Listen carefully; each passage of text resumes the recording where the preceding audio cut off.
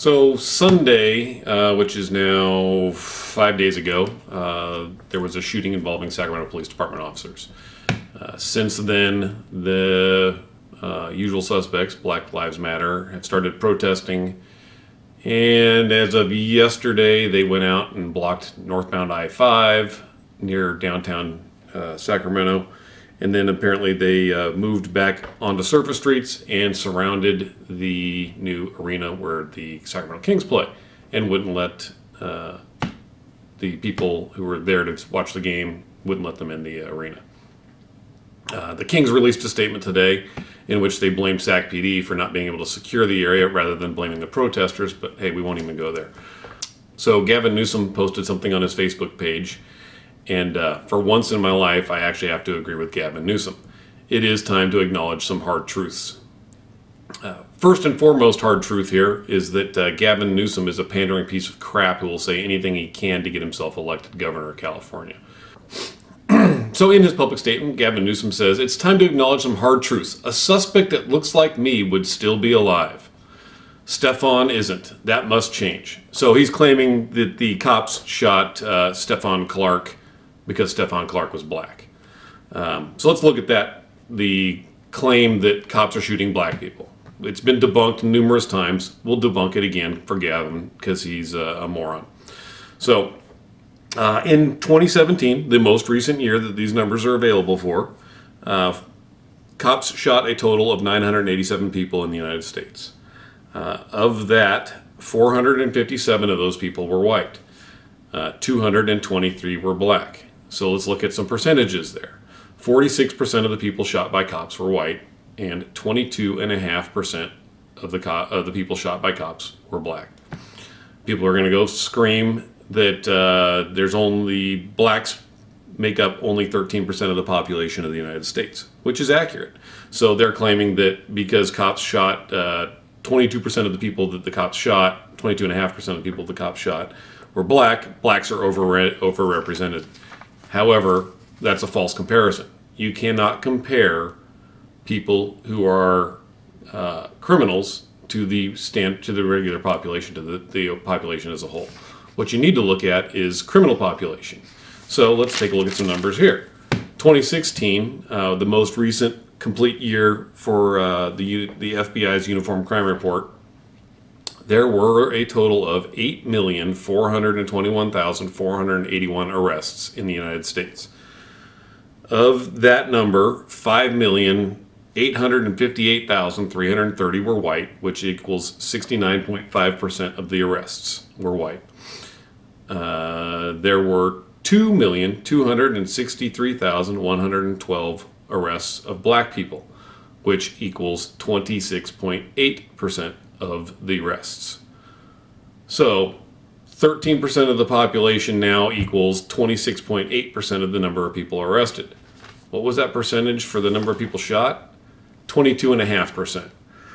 So those are pretty close numbers. If you look at the percentage of people shot by the cops that were black was 22.5%, whereas the percentage of people arrested for crimes that were black is 26.8%. Those numbers are fairly close. It's not a skew number. So getting beyond that, one of the other things that people are claiming, and I will agree with this, Stephon Clark did not need to die. He absolutely did not need to die. However, the one single person who could have prevented him from dying was him. He made a very long series of very bad life choices, which eventually led him up to where he was. Whether or not you agree that the shooting was justified, his actions put him there. Had he not been running around committing felonies that night, had he been inside doing, I don't know, acting as a parent to his 2 children, he wouldn't have been shot by the cops. Instead, he was out running around committing felonies. He encountered the cops, and he ran from the cops. According to the cops, they thought he had a gun. We'll get into that in a minute, and I'll actually look at the videos. So let's talk about the actual incident. The cops received a 911 call about a man breaking into cars. The Sheriff's Department helicopter arrives, finds the suspect, and starts following him. They follow him into a backyard. They're overhead at the time. It's all on video. It's all on camera. They follow him into a backyard where they find him, where they see him break the sliding glass door out of a home. They say he has a toolbar in his hand. Later, they found a piece of aluminum strip and a cinder block that he used to smash the window out. From that backyard, he flees over the fence into another backyard. The cops are out in front of that house as the suspect starts to head towards the street. The helicopter tells the cops that he's coming out of the street. The cops encounter him at the end of the driveway. He's in the driveway, they're on the street. He sees the cops, who are in full uniform, with the helicopter circling overhead. It's not that he doesn't know it's the cops. So I've heard that claim as well. Well, maybe he didn't know it was the cops and that's why he was running. There's a helicopter overhead and there's cops chasing him, and they're in full uniform with flashlights. This is not rocket science. You can tell it's the cops. So he runs into the backyard and the cops are yelling, they're running after him, and they're telling him, "Show me your hands, stop running." He keeps running. He runs around the back corner of the house and he heads over to the sliding glass door of this home. The cops round the corner. You can see this on their body cams. As soon as they round the corner, one of the officers says, "Show me your hands, gun, gun," and then both cops jump back around the corner behind cover. They peek back around the corner, "Show me your hands, gun, gun, gun," and then they fire. So we'll examine that video and I'll show you a zoomed in still that I took from one of the officers' body cam videos. The officers at that point said they thought he had a gun and that he had raised his hands pointing at them and that he was moving towards them. So again, we'll look at this in the video and we'll see if there's any credibility to what they're saying. Just broke the window, running south, running to the south.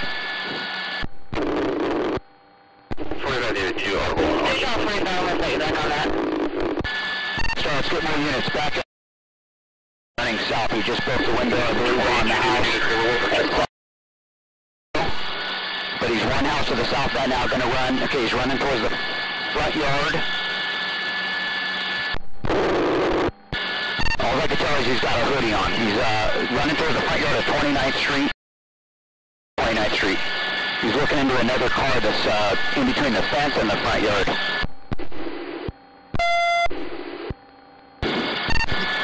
Started ground unit Scott, so it looks like might be getting one at gunpoint. Copy, one at gunpoint. Okay, let's get a perimeter on this. Guy's running south. He's going to hit this field. He's at one further house to 1 yard to the south. 2 minutes trying to catch him. Hi, Cornina, go ahead.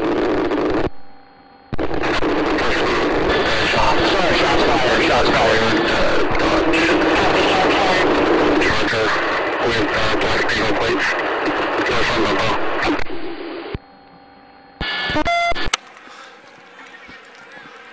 Over here.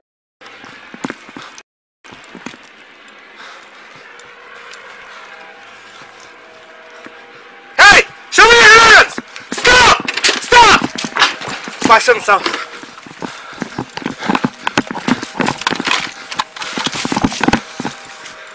Show me your hands! Gun! Show me your hands! Gun, gun, gun!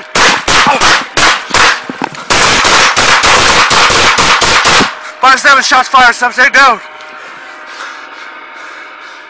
Show me your hands! See your hands!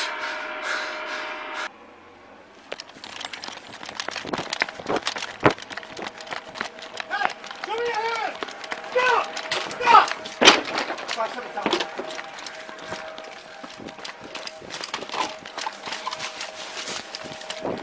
Show me your hands! Gun!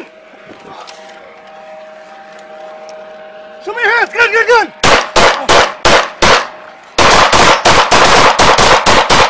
5-7 shots fired, subject down. Show me your hands! Let's see your hands! Okay, so now you've seen the raw video. Now I'm going to play back little bits and pieces of it and kind of piece it together and show you why I'm saying what I'm saying. All right, here's the view from the helicopter. You can see the suspect running around the top corner of the house. He runs over to the covered patio area. He disappears from view for a second here. We see the officers round that same corner of the house. They come out into the open, and then they immediately dive back behind cover.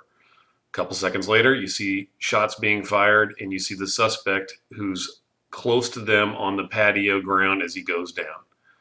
All right, the next view we have here is from the body camera of the first officer into the backyard. You see he runs up to that corner of the building, rounds the corner, sees the suspect way over there on the other side of the patio past both picnic tables. And then he dives back behind cover. So this is from the second officer's body camera video, and I have zoomed in on this a little bit. You can see he runs around the back corner of this house here, sees the suspect on the other side of the picnic tables, and from this body camera, from this view, you can see right here, I've zoomed in and paused. You can see the suspect facing the officers with his hands extended in front of him in what we would refer to as an isosceles shooting stance. That may or may not have been what he was doing, but I guarantee that's what the officers thought he was doing. Both of his arms are extended out in front of him towards the officers, and he did have something in his hands. It ended up being a cell phone, not a gun. So let the video play out a little longer here, and you will see not only was that he was on the other side of the tables when they first saw him, when they end up shooting him, he is on this side of the tables, which means the officers said he came towards them. That definitely verifies the fact that he did, and it's visible from the helicopter's video as well. All right, now that we've examined the helicopter video and the body cam videos, it's pretty apparent to me that the cop story actually matches up to with what we're seeing here. They chase the suspect into the backyard. He rounds the corner, goes over towards where the sliding glass door is. As they round the corner, he's clearly got both of his hands raised up in front of his torso, pointing towards the cops. At least that's what I'm seeing in this still footage, or this still shot taken from the body cam video. They clearly think he has a gun because they say gun, gun, gun, and then they end up shooting him. So what I've seen in some discussions online since this, there's a whole bunch of stupid what ifs. One of them is, what if they actually had the wrong guy? What if he was in his own backyard? Well, that's not the case. Why bring that up? It's not even remotely relevant. It wasn't the wrong guy. It was the right guy. The helicopter followed him. So another one was, why didn't they just hide behind cover if they thought he had a gun? Because we're the cops. We don't get to just hide from bad guys. Our job is to prevent them from doing things. This is a bad guy who they think has a gun, who was just breaking into another home. He's now at the sliding glass door of another home, and they think he has a gun. What are they going to do? Just hide, let him break into this home, and then hope that he doesn't shoot or do something stupid, shoot somebody inside or do something stupid? We don't have that luxury of just waiting to see what the bad guy does. Our job is to chase the bad guy and stop him. So, and then there's another question here, and it's a valid question. So one of the questions is, why did the cops, this is later, well after the shooting, why did the cops mute their mics on their body cams? Simple answer is, because their department policy allows them to do so. I don't necessarily think that was a very good department policy. My guess is that policy will probably change. If the department policy allows them to mute their mics, and this is coming from an interview I watched the chief of police with KCRA Channel 3. Their policy allows them to mute their mics if they're discussing personal matters or tactics. My suggestion to SAC PD and other agencies would be, don't mute your mics. If you're going to release video that discusses personal matters or tactics before you release it to the public, you just mute the audio on the video itself. If they have a question about it, it can be brought up in court, and that way you actually have the legit audio, and there's nobody claiming that the cops muted their mics to somehow plan something.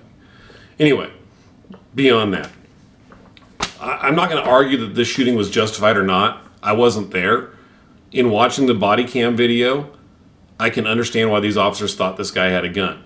Body cam video, the cameras are a fisheye lens. They're very wide angle cameras so that they can pick up as much as possible.